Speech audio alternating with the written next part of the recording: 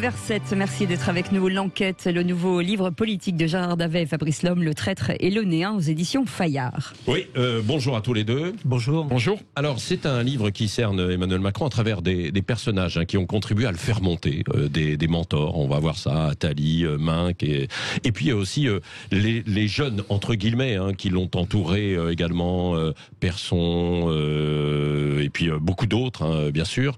Et alors, pour certains qui se sentent un peu trahis, là, ça, ce sont les premiers, même s'ils n'avouent pas tout. Jacques Attali, quand vous le rencontrez, par exemple, il dit attendez, je voudrais pas non plus dire trop de mal, c'est ça. Et surtout, à travers ça, on voit que c'est une aventure individuelle. Évidemment, il n'y a pas un ancrage, comme le disent certains, je crois que c'est Gaspard Ganzer ou peut-être Attali, je ne sais plus qui le dit. Quasiment tous. Quasiment tous. Il n'y a pas un ancrage en fait politique avec un corpus en fait fixé, mais c'est une aventure individuelle, c'est ça. On précise aussi pour les auditeurs, je ne sais pas qui veut commencer, Gérard Davet ou Fabrice Lhomme. Gérard, peut-être vous le premier. Vous ne l'avez pas rencontré directement. Oui, on n'a pas souhaité le rencontrer plus précisément. Oui. Pourquoi j'explique ça à vos auditeurs? C'est que tout simplement, il y a 5 ans, nous avions fait un livre qui s'appelait Un président ne devrait pas dire ça, où nous avions passé beaucoup d'heures dans le bureau du président de la République, avec François Hollande en l'occurrence, au moins 61 entretiens, et nous avions vraiment compris ce qu'était le fonctionnement d'une présidence de la République et éventuellement le fonctionnement du cerveau d'un président. Là, on s'est dit on va faire quelque chose de très différent. On va faire une enquête par cercle concentrique autour d'Emmanuel Macron, sans le rencontrer. Pourquoi ? Parce que tout simplement, si on avait demandé à le rencontrer, peut-être aurait-il accepté, c'est pas sûr. Et si on l'avait rencontré, ça aurait duré 1 heure, avec un conseiller en communication, avec une relecture de ses propos, et cela aurait abouti à ce que vos auditeurs détestent ici, c'est-à-dire à un non parler vrai, quoi. Oui, c'est vrai. D'autant que Fabrice, il n'aime pas parler, et ça ressort en fait à plusieurs reprises aussi dans votre livre, à travers donc des personnalités qu'il connaisse. Il n'aime pas la presse, quoi. Il n'aimait pas. Alors maintenant, il a peut-être un peu changé, quand même, quoi. Alors, je sais pas s'il a vraiment changé, mais je pense que de manière générale, au-delà de la presse, il a un problème avec ce qu'on appelle les contre-pouvoirs ou les corps intermédiaires, au choix. Parfois, ça se recoupe, et la presse en fait partie. Il se méfie beaucoup des journalistes, il s'en défie. Il y a un côté aussi un petit peu, je pense dans son raisonnement, un petit peu démago, qui est de surfer sur le fait que les médias sont souvent présentés comme rejetés par l'opinion publique. Donc ça, c'est un petit peu le côté populiste mainstream, comme le disent certains de nos témoins. Complètement. Ouais. Exactement. Et par ailleurs, il ne faut pas oublier aussi qu'il s'est construit politiquement en opposition absolue à François Hollande, qui pourtant lui a mis le pied à l'étrier. Mais il s'est dit, il faut faire l'inverse de ce qu'a fait François Hollande, notamment son rapport aux journalistes. Et c'est vrai que François Hollande adore la presse, il l'a jamais caché, et c'est toujours le cas. Certains lui ont reproché d'avoir abusé de ses relations avec les journalistes, peut-être. Mais dans tous les cas, Macron s'est dit, il faut faire le contraire. Donc moi, les journalistes, je vais les mettre à la porte. Il l'a fait d'ailleurs même symboliquement dès le départ en enlevant les accrédités du palais de l'Élysée. Ils sont ensuite revenus. Mais c'est vrai qu'il a une grande méfiance à l'égard de la presse, et surtout, il pense qu'il peut passer au-dessus pour s'adresser à ses citoyens dans un rapport direct au peuple. Quelle est la personnalité la plus étonnante, à part le fait de vous rendre compte que finalement François Hollande a décidé de vous reparler après ce qui s'était passé, mais quel est le témoignage le plus étonnant pour vous? Oui, il y en a beaucoup. C'est vrai qu'on a plus de 110 interlocuteurs dans cette enquête. Moi, personnellement, j'étais très intéressé par le témoignage de Mimi Marchand. Mimi Marchand est très atypique. Pour ceux qui ne la connaissent pas, c'est ce qu'on appelle on la surnomme la reine des paparazzis françaises. Elle détient vraiment tout l'empire, en fait, avec son agence de photos, d'images, qui revend des photos d'images de célébrités. Et en fait, cette dame dont l'univers n'a strictement rien à voir. Pour rappel, c'est elle la couverture de match avec Madame Macron en maillot de bain. Et cette dame qui n'a strictement rien à voir avec l'univers des Macron, en fait, ils vont se rencontrer via Xavier Niel, le patron de Free, parce que le couple Macron a un problème avec l'image d'Emmanuel Macron. À l'époque, il y a des rumeurs d'homosexualité qui circulent. Madame Macron n'apprécie pas, Monsieur Macron non plus. Et donc, du coup, ils savent pas comment gérer ça. Et Xavier Niel va leur faire rencontrer Mimi Marchand. Et il va y avoir une histoire d'affection, en quelque sorte, qui va exister entre le couple Macron et Mimi Marchand. Mais elle est assez cash quand même, parce qu'elle appelle quand même Brigitte Macron pour lui dire « Je sais que votre mari n'est pas homosexuel ». Oui. C'est hallucinant. Elle le dit cash, mais elle est très cash dans la façon de s'exprimer. Je ne sais pas si vous la connaissez, mais elle est absolument passionnante, cette dame, même si elle a des relents sulfureux, puisqu'elle a fait bien sûr, elle a fait de la prison, etc. La justice, en fait, est toujours assez trousse. Mais en attendant, c'est elle qui a contribué à construire l'image. C'est ça qui nous intéressait d'Emmanuel Macron, à travers les couvertures de Paris Match. Vous y faisiez référence, mais également à travers aussi le contrôle que le couple Macron voulait avoir sur son image, sur, par exemple, des photos qui sont prises au fort de Brégançon. Et ça nous a beaucoup intéressé parce que Ménil Marchand est resté très longtemps dans l'orbite du couple Macron. Oui, c'est ça. Alors, pour revenir quand même un petit peu, finalement, au début, avec... alors, on va peut-être pas revenir chez Rothschild, même si vous racontez quand même, aussi, et il le dit, en fait, très cash à son entourage, et son entourage le dit, il veut gagner de l'argent avant de se lancer, en fait, dans la politique. Oui, pour nous, cet épisode ou ces épisodes du début de la carrière de Macron sont révélateurs, notamment parce que ça déconstruit un mythe qui est que c'est un homme qui aurait saisi les opportunités un petit peu au hasard de la façon dont elle se présentait, qui n'aurait eu aucune ambition politique au départ. Simplement, on l'a mis à l'Élysée comme secrétaire général, et puis après on avait besoin de lui au ministère de l'économie, et puis après il a vu un espace dans lequel s'engouffrer. En réalité, c'est pas vraiment ça. Il confie dès le départ à Alain Minc à l'inspection des finances encore que son rêve, c'est son objectif, ce sera d'être président de la République. Et effectivement, quand il est dans la banque d'affaires, très clairement, il dit, ça nous est rapporté par plusieurs témoins, il assume le fait que il faut gagner d'abord de l'argent avant de se lancer en politique. Donc tout ça a été, j'allais dire, prévu, prémédité, ce qui n'est pas du tout honteux. Au contraire, ça signifie qu'il y a une cohérence dans le parcours.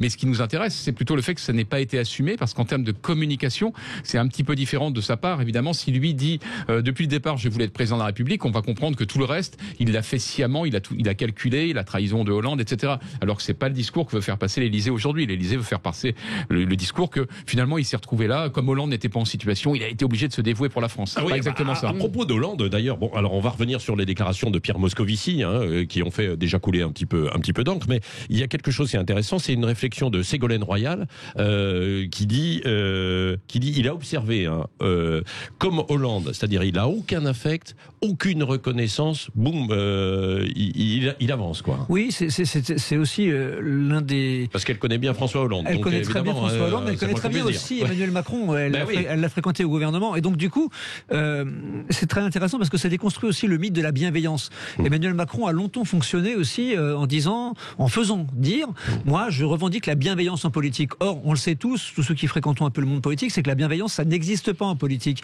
Et on en veut pour preuve que, justement, Emmanuel Macron n'avait, quand il était au gouvernement, aucune bienveillance. On le raconte longuement dans le livre, la façon dont il a essayé de tirer la couverture à lui sur bien des dossiers, et ça ne marchait pas à chaque fois, puisqu'il avait en face des obstacles, Manuel Valls, par exemple, etc.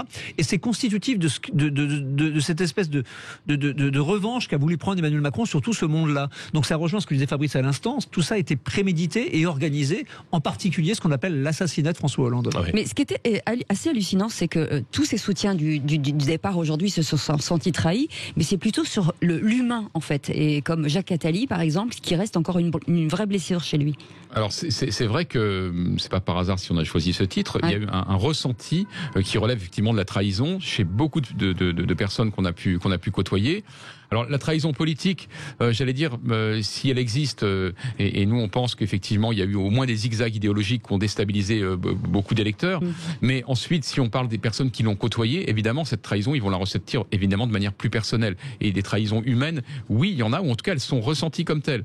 Il y a des fois, vous savez, vous pouvez j'allais dire contrarier des personnes qui vont le vivre de manière dramatique et qui vont ressentir ça comme une trahison, et la personne qui est, on va dire, responsable de ça ne se sent pas dans la peau du traître. N'empêche que nous, ce qui nous a frappé, c'est le nombre de personnes qui se sentaient trahies. Et là, on peut renvoyer quasiment sur la première partie du livre, à quasiment chaque chapitre que je laisse chacun découvrir, mais à chaque fois, effectivement, on voit que des personnes se sont senties, trahies. Vous dites même qu'il n'a pas d'amis.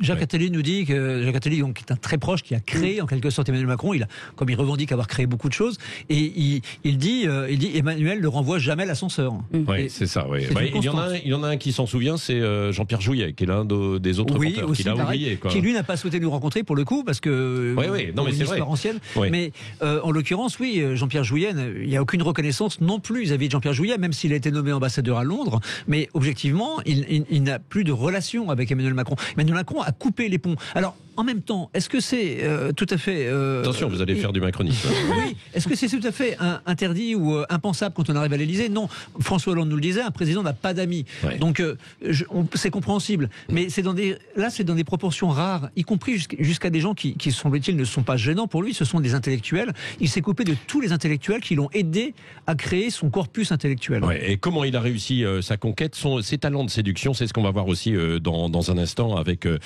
vous. Donc pour ce livre, Gérard Davet, Fabrice Lhomme, Le traître et le néant, l'enquête autour d'Emmanuel Macron, et Philippe Bilger, qui je pense est toujours à l'écoute, qui aura une question à vous poser. Et vous, vous pouvez intervenir. On est ensemble encore une petite demi-heure. 0826 300 300. À tout de suite. Emmanuel Macron fait vendre, en tout cas, Gérard Davet, Fabrice Lhomme, Le traître et le néant aux éditions Fayard. Vous pouvez nous appeler 0826 300 300 si vous avez envie de leur poser des questions, oui, bien sûr. Et ce qui transparaît à travers les livres et les nombreux témoignages donc de proches, des gens un petit peu plus éloignés que vous avez, toutes ces personnes que vous avez rencontrées, c'est que, je le disais avant la pause, il a un talent de séduction. C'est Gaspard Ganzer qui dit il a un talent de séduction sur, je crois que c'est bien lui, sur les personnes de pouvoir plus âgées que lui, qui est sans équivalent, dit-il, dans le monde. Gérard Davet. Oui, c'est vrai. Alors on l'a pas testé, même si on est plus âgé qu'Emmanuel Macron, mais en vérité, cela étant, ils sont nombreux les personnes âgées que nous avons rencontrées, âgées entre guillemets, c'est-à-dire de Alain Minc à Jacques Attali, en passant par l'avocat Jean-Michel Darrois, à tous nous dire, bien sûr, qu'on a été séduit par ce personnage et que quelque part on l'est encore. Mais ils ont aussi compris qu'il fallait le craindre. Et ça, c'est une dimension qui est importante. Il y a la séduction et il y a la crainte. Et c'est ce qui apparaît dans le livre, c'est que il y a ces deux mamelles sur lesquelles s'appuie le macronisme aussi. Ça veut dire qu'il est capable du meilleur comme du pire. Ça veut dire qu'il a fait, comme le disait Ségolène Royal, qu'il fonctionne comme Hollande, sans affect. Oui, c'est ça. Au fond, il n'est proche de personne, il est proche de lui-même. Je crois que c'est aussi encore une réflexion d'Olivier Faure dans votre livre. Philippe Bilger, qui est avec nous et qui voulait vous poser en fait une question qui a lu, et c'est lui le premier qui m'avait déjà fait un résumé du livre avant que je ne le lise cette semaine. Alors, oui. ce livre m'a tout particulièrement passionné alors que je suis un fanatique de tous les essais politiques, je le dis tout net. Ouais. Très rapidement, Patrick, trois points. Et il est passionnant de voir comme certains n'ont jamais cru à la possibilité de voir Emmanuel Macron accéder au pouvoir parce qu'ils n'imaginaient pas qu'il aurait le culot d'être un traître, comme le dit François Baroin, alors qu'il a dupé François Hollande. Précisément parce que celui-ci, pour la première fois, a éprouvé de l'affect pour quelqu'un. Deuxième point, j'ai trouvé le livre tout à fait remarquable parce qu'il est non seulement consacré à la relation entre Macron et d'autres, mais il permet des petites histoires, notamment passionnantes, sur les témoignages qui sont donnés. J'ai trouvé, par exemple, absolument éblouissant de lucidité ce qu'a dit François Baroin sur Macron et d'une certaine manière aussi sur lui-même. Le livre nous apprend beaucoup sur certains personnages. Et dernier point, le plus important, il me semble que le livre démontre à la fois que République en marche n'existe pas, que le macronisme n'existe pas et qu'au fond il y a un projet politique inconsistant mais une construction infiniment intelligente et narcissique d'un homme au service de lui-même, c'est ce qu'a dit tout à l'heure Patrick. C'est sur ce dernier point, est-ce qu'à votre avis Emmanuel Macron sera une étoile filante, décevante pour certains, éblouissante pour d'autres, ou est-ce que sa possible réélection ne pourrait pas vous conduire à reconsidérer votre image de lui? Fabrice Lhomme. Alors d'abord, merci Philippe Bilger. Je vois qu'il a lu et bien lu notre ouvrage et effectivement repéré des choses qui étaient importantes pour nous. Et sur le dernier point, pour l'instant, parce qu'on peut jamais présager l'avenir, pour l'instant, au moment où on parle, effectivement, c'est plutôt une étoile filante et en même temps brillante, Emmanuel Macron. Mais filante parce que on ne voit pas, et d'ailleurs, je pense que lui-même n'en sait rien, on ne voit pas exactement quel est le sens de sa trajectoire. C'est quelqu'un dont on sent bien, notamment du fait de son jeune âge, qu'une fois qu'il aura été président de la République, 5 ou 10 ans, il repartira conduire ses affaires, faire sa vie, faire de l'argent sans doute. Et on ne voit pas pour l'instant l'empreinte d'une empreinte idéologique dans sa trajectoire. Donc pour le moment, il est encore dans la trajectoire de l'étoile filante. S'il est réélu l'année prochaine, et pour l'instant il est favori, mais on est encore trop loin de l'élection pour en parler, mais s'il est réélu, il y aura deux solutions. Soit il se dira, de toute façon, c'est mon second quinquennat, je n'en ferai pas d'autres et je vais tenir comme ça et j'aurai marqué l'histoire en étant en gros le premier président à être réélu en étant sortant, entre guillemets. Soit il se dira, non, il faut maintenant que je passe à vitesse supérieure, que je trouve un corpus idéologique. Mais ce sera compliqué parce que quand vous avez dans votre équipe un Richard Ferrand comme soutien qui était à la gauche du PS et un Gérald Darmanin qui prend des positions à droite de l'extrême droite, on a du mal effectivement à imaginer quel pourrait être le corpus idéologique. Là, il bosse à l'instinct. Oui, c'est très important, l'intuition. Il s'en vante souvent auprès de ses proches et on peut pas lui donner tout à fait tort parce que souvent son intuition lui a réussi, elle l'a porté très haut, au sommet du pouvoir. Le problème avec les gens très intelligents qui ont beaucoup d'intuition, et avec Gérard on pense que c'est son cas, c'est qu'il y a des fois on peut penser qu'on a toujours raison. Or même les gens très intelligents, même les gens qui ont beaucoup d'intuition, parfois se trompent. Et ça c'est le risque avec un pouvoir comme celui-là qui est trop personnalisé et cette tendance un peu arrogante qui a été reprochée au macronisme et notamment Emmanuel Macron a pensé que de toute façon on se trompe jamais donc on ne se trompera jamais. Or si parfois on se trompe. Oui, alors quand on dit justement qu'il ne compte que finalement que sur lui-même et il ne se voit ou il ne voit la politique qu'à travers lui-même et ses intuitions et ses idées, il a quand même une garde rapprochée. Certes, elle a changé par rapport à son ascension lors de la campagne de 2016-2017, mais il a toujours des fidèles. Par exemple, vous prenez le jeune, je dis jeune parce que c'est vrai que Pierre Persson, il est très jeune. Il est très jeune. Il a la trentaine. Ans, voilà, c'est ça. Ça fait partie de la bande de Poitiers. Là, et lui, vous l'avez rencontré. Il est critique à l'égard en fait d'Emmanuel Macron, mais il croit toujours quand même en fait à Emmanuel Macron, quoi. Oui, ils sont quelques-uns, ils sont même assez nombreux de cet âge-là à considérer que les vieux partis ont échoué. Ouais. Pierre Persson est un ancien socialiste, ouais. et que comme Stanislas Guerini, vous lui consacrez aussi. Que le dépassement prôné par Emmanuel Macron est quelque chose qui les intéresse. Sauf que pour nombre d'entre eux, le curseur est passé beaucoup trop à droite. C'est-à-dire que ils espéraient tous que ce serait effectivement un dépassement du PS, mais par le centre. Là, c'est devenu un dépassement du PS par la droite. Et c'est donc ce qui les gêne terriblement, ces gens-là. Et par ailleurs, autre chose, c'est que ces gens qui ont été formés au PS ont tous une matrice idéologique. Ils ont tous envie d'avoir des idées en politique et de s'y tenir, une cohérence, une colonne vertébrale. Or, ils ont découvert qu'avec Emmanuel Macron, il n'y avait pas de colonne vertébrale. C'est tout le problème. Oui, mais Jacques Attali l'avait dit, et sans doute qu'il les avait mis en garde, et il le dit dans votre livre, Macron n'est pas un homme de gauche. Non, ce n'est pas un homme de gauche, c'est pas non plus forcément un homme de droite, on ne sait pas ce que c'est. Et c'est bien le problème. C'est ce qui donne le paysage politique morcelé aujourd'hui. Et si vous voulez, quand vous avez un président qui vous dit, avant d'être élu, moi président, il n'y aura pas de ministre mis en examen dans mon gouvernement, et on se retrouve avec Éric Dupond-Moretti, ministre de la Justice, mis en examen pour prise illégale d'intérêt, qui défile la justice, et Emmanuel Macron qui encore récemment vient de dire la justice n'a pas à s'immiscer dans la politique, on a un vrai problème de cohérence. Et ça, les électeurs ne s'y trompent pas. Mais est-ce que quelque part il a apporté quelque chose à la politique et à la fonction présidentielle ? Alors, à la politique, oui, bien sûr. Il a apporté du sang neuf, il a apporté peut-être le côté positif de ce qu'on évoquait de manière négative précédemment, c'est-à-dire une souplesse qui lui permet d'aller sur tous les terrains sans a priori, on va dire, notamment idéologique. Donc ça, c'est peut-être quelque chose qui apporte un peu de fraîcheur et qui nous change, on va dire, des clivages anciens, droite, gauche, où forcément ce que fait la droite, la gauche le critique et réciproquement. Donc ça amène quand même de la fraîcheur, et puis ne serait-ce que par sa prestance, etc. Sa pratique présidentielle, en revanche, me paraît pour le coup plutôt de relever de l'ancien monde. Là, il y a rien de nouveau en fait sous le soleil. C'est plutôt, d'ailleurs, il se réfère plus au général de Gaulle qu'à François Hollande, et pour cause, puisqu'il a une pratique très on va dire monarchique des institutions républicaines. Donc il a apporté un vent de fraîcheur, c'est incontestable, mais c'est toujours pareil. Ça, on est plus, on va dire, dans le discours ou la posture. Après, sur le fond, son premier mandat, s'il y en a un second, a été paralysé un peu par le Covid. Et c'est vrai qu'on a du mal en fait à mesurer l'impact réel qu'il laissera dans l'histoire de France, à part avoir été le président si jeune et n'avoir jamais été élu avant d'accéder à l'Élysée. Oui, et puis s'il est réélu, effectivement, peut-être que là, il pourra laisser une empreinte plus forte, quoi. Vous voulez réagir? Vous avez entendu Gérard Lavet et Fabrice Lhomme, le traître et le néant. Encore 10 minutes ensemble. On reviendra aussi sur son côté, allez, je dirais, un peu fan, amoureux des people, etc. Stéphane Bern, notamment, qu'il a croisé, en fait, un jour.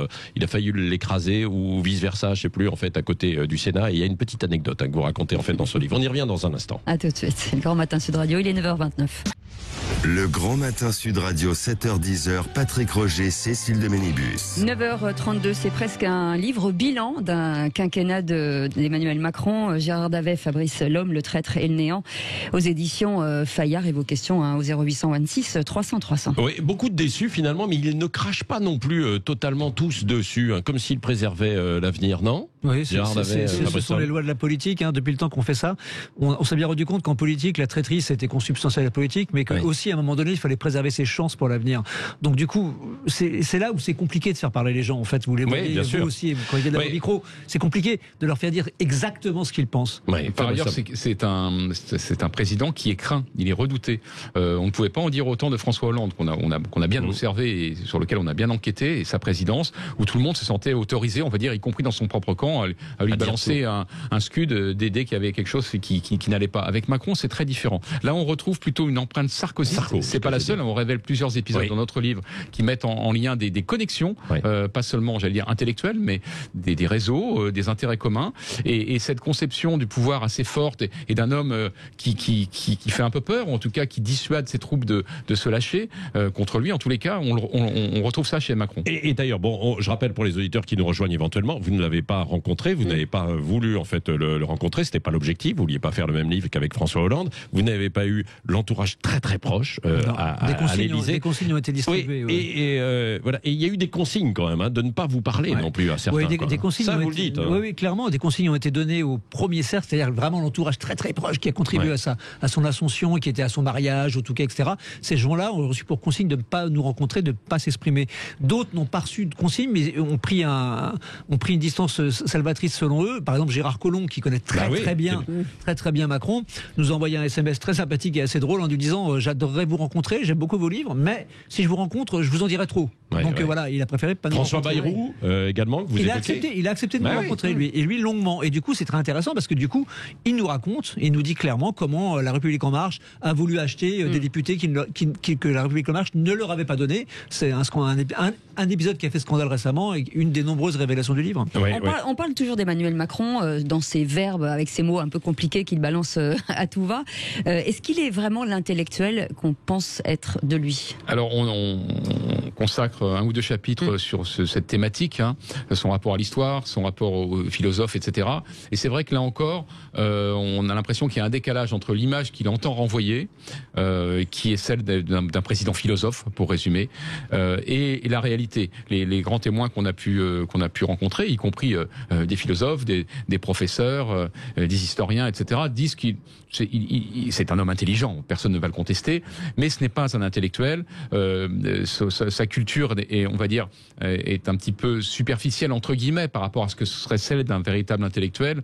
Et qu'elle est datée peut-être aussi. Qu'elle est datée, que sa connaissance de l'histoire est un petit peu spectaculaire, d'où les liens avec Stéphane Bern. C'est une histoire un peu simplifiée, en plus avec des peut-être une fascination pour la monarchie qui interroge quand même dans notre vu notre système qui est quasi monarchique.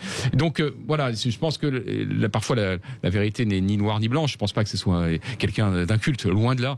Non, mais c'est pas un intellectuel. En géopolitique, ce que vous racontez aussi lors du concours, il ne connaissait pas la réponse sur la géopolitique, sur l'influence turque, mais objectivement. Mais en revanche, il s'en sort bien, quoi. Oui, parce qu'il a des talents de communication. C'est un incroyable, c'est un culbut plutôt c'est un incroyable renverseur de situation. Il ferait du judo, il pourrait combattre contre les poids lourds. Il arrive parfaitement à saisir la force de l'autre pour renverser la situation. Ouais. Ça, c'est un talent. Et ce qui l'a quand même aussi désarmé un petit peu pendant son quinquennat, c'est l'incompréhension face aux gilets jaunes, quoi. Il était un petit peu perdu et là, il a consulté et là, vous racontez avec l'ensemble en fait des personnes qu'il a vues, Alain Juppé, Tapi notamment aussi, et puis et Sarkozy. Et voilà, et Sarkozy, quoi. Oui, les gilets jaunes, parce que c'est un président.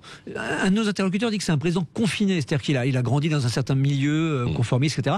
Et donc du coup, il ne connaît pas vraiment la France. Par contre, ça c'est vrai, ils nous le disent tous, il ne connaît pas les Français ni la France. Ce qui explique que les gilets jaunes, il les a pas vus arriver. Il n'a pas compris le problème. Et après, et c'est là qu'on voit le suprême talent politique, il renverse la situation en faisant les grands débats nationaux, etc. Et là, il est brillant. C'est un excellent orateur, et en tout cas un excellent remueur de salle, chauffeur de salle. Donc du coup, quelque part, il arrive à se retrouver en situation de reprendre le dessus. Voilà. Mais ça n'empêche pas qu'il se met systématiquement dans la panade parce qu'il ne comprend pas les préoccupations des Français. En tout cas, jusqu'à présent. Est-ce qu'il les aime ? Là, pour le coup, il faudrait lui poser la question parce qu'on n'est pas rentré dans son cerveau jusqu'à ce niveau-là. Mais c'est difficile d'aimer ou de détester d'ailleurs des gens qu'on ne connaît pas. En réalité, c'est un peu son problème. On a l'impression que pour parvenir au pouvoir, il s'est aperçu qu'il pouvait faire en passant au-dessus des habitudes. On commence à la base, on se fait élire, etc. Conseiller municipal, conseiller régional, etc. Et c'est vrai que politiquement, il a réussi à sauter toutes ces étapes. Mais là où ça ne peut ne pas être un problème pour être élu, ça devient un problème pour gouverner, parce que du coup il n'a pas eu cette connaissance du terrain, de la France d'en bas, comme on dit parfois péjorativement, enfin de la France tout court, et que ça lui manque pour gouverner. Et ça explique notamment la crise des gilets jaunes. Alors je le disais, il a un côté fan évidemment fan des gens vus à la télé, etc. Il y a cette anecdote où donc vous racontez dans le livre avec Stéphane Bern, où Stéphane Bern a failli l'écraser à la sortie en fait du Sénat, et Macron il n'est pas président de la République, hein. À l'époque il est donc à l'Élysée. Et Macron lui demande son numéro de téléphone. Il lui demande son numéro de téléphone parce que il lui dit ma femme est fan de vous. Ouais. Et donc du coup, c'est comme ça que Stéphane Bern va rentrer dans l'entourage proche d'Emmanuel Macron, jusqu'à organiser, alors Bern nous l'a raconté, jusqu'à organiser carrément des rencontres avec Alexis Tsipras en pleine crise grecque pour faciliter les choses. Et Macron, il voit un intérêt, lui aussi, c'est de se propulser politiquement. Donc c'est assez fascinant c'est justement cette fascination qu'a le couple Macron, parce qu'ils sont deux en l'occurrence. C'est Stéphane Bern qui nous raconte par exemple que dans les dîners à Bercy, ils se comportent comme des gens royaux. C'est-à-dire que Brigitte Macron, quand elle voit dans un dîner à Bercy quelqu'un qui n'est pas très à l'aise, elle va lui demander mais alors que faites-vous dans la vie, où en êtes-vous? C'est pas uniquement de la politesse, c'est juste pour inclure quelqu'un dans un cercle qui sera destiné à les propulser. Donc c'est tout à fait intéressant. Un peu bouffon du roi aussi quelque part, Stéphane Bern. Sans être péjoratif. Non, mais sans être péjoratif. Mais par exemple les surnoms des ministres. Alors ça m'avait un peu échappé. J'ai lu en fait dans le livre Amélie de Montmachin, Elisabeth Borné, et ça amuse Emmanuel Macron. Hein. Totalement. Ça c'est le côté transgressif de Macron. Il aime bien qu'on le divertisse, il aime bien rigoler. Nous, ce qu'on nous a beaucoup rapporté, c'est qu'il a en public, il a un langage très châtié, il ne se lâche jamais, etc. En privé, il jure comme un charretier, il fait des blagues un peu salaces, etc. Donc c'est là encore, les deux sont possibles, il n'y a pas de souci. Il y a un décalage entre la personne publique et ce qu'il est en privé. Oui, c'était le premier pour aller chanter des karaokés quand il était étudiant à l'ENA, je crois aussi, à Strasbourg. À l'Académie de la Bière, oui, il connaît absolument par cœur. Oui. Dernière question de Philippe Bilger, c'est ça, Philippe qui voulait poser, qui est resté en fait. Avec plaisir. Oui. Au fond, votre livre permet aussi de réfléchir sur le fameux en même temps qu'a évoqué Patrick Roger. On peut penser qu'à titre individuel, le en même temps est le signe d'une intelligence qui parfois se contredit, mais je suis frappé de voir chez lui, et j'aimerais votre avis là-dessus, à quel point... lorsqu'il va en Algérie et qu'il dit que la colonisation est un crime contre l'humanité, dans le mouvement où il dit ça, il ne songe pas non plus à nuancer son propos. Mais dès le lendemain, il dit le contraire.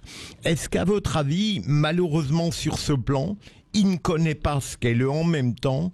Et est-ce qu'il n'y a pas derrière ces variations plutôt une forme de cynisme qui vive à embrasser toute la réalité pour ne pas perdre le moindre électeur, ou est-ce qu'il y a de l'honnêteté intellectuelle dans ces fluctuations et ces variations?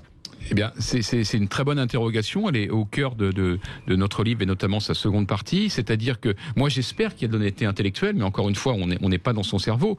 En revanche, sur le cynisme ou l'opportunisme ou la démagogie, ça nous paraît ressortir totalement de l'enquête. Et il y a tellement d'exemples sur ce point. On parlait de l'Algérie où effectivement, on dénonce la colonisation et ensuite on dénonce le pouvoir algérien. Ça n'a pas beaucoup de sens. Sur les djihadistes, quelques années après les attentats, il tient des propos en disant que la France doit se remettre en cause, que le terreau a été fabriqué par la société française, et ensuite, quelques années plus tard, il déclare la guerre aux séparatistes islamistes, et des exemples comme ça, ils sont légion. Donc c'est vrai qu'à un moment, en même temps, ça c'est surtout tout et son contraire. Et c'est compliqué de mener une politique à long terme en prenant le tout et son contraire.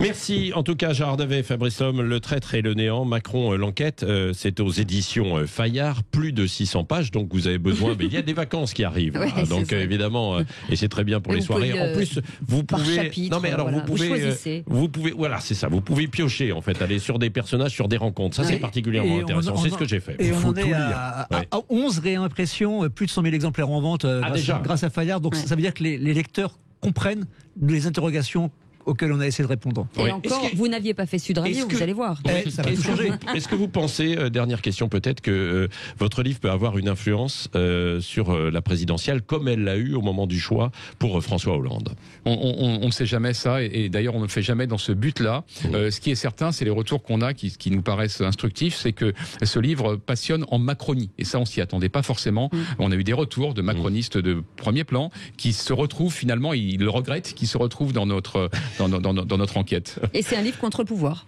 C'est un livre contre pouvoir. D'accord. Merci. Tous les pouvoirs. Allez, merci à vous. Donc aux éditions Fayard.